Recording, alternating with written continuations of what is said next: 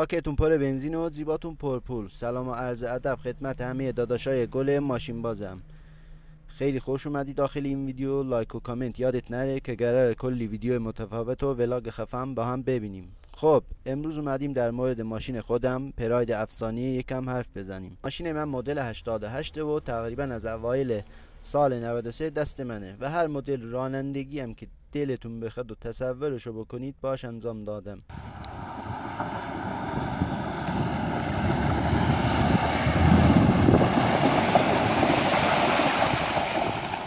از آفرود و دریفت و درگ و طبیعت گردی و هر مدل که دلتون بخواد خلاص.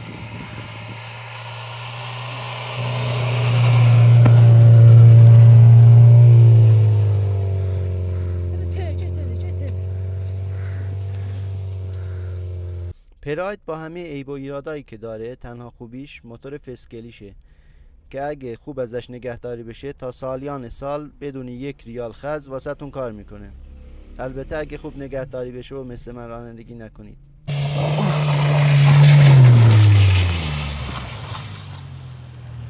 البته ماشین منم تا چند مدت پیش تا حدود 1-2 ماه پیش کاملا فابریک درسته کمزون تر شده بود ولی فابریک تا اینکه یه دونه هدرز فولادی بستم روش، بهتر که نشد هیچ، بدتر هم شد و اون افت توان بیشتر به چشم اومد.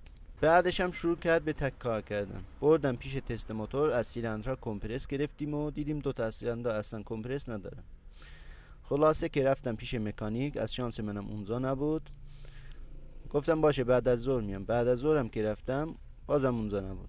بعد اومدم خونه، شب تو یوتیوب یه دونه فیلم نگاه کردم که یه نفر سرسیلند ماشینشو، سرسیلند 208 تیپ 2 رو داخل حیاط خونش باز کرده بود. خب گفتم اگه این تونسته منم میتونم. ماشین رو انداختم تو حیاط و بازش کردم.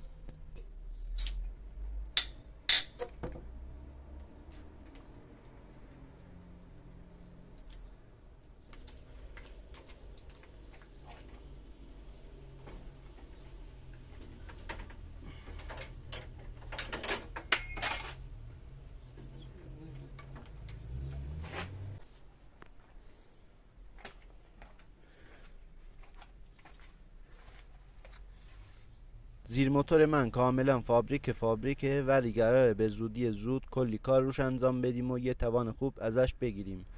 پس تا ویدیو بعدی مواظب خودتون باشید.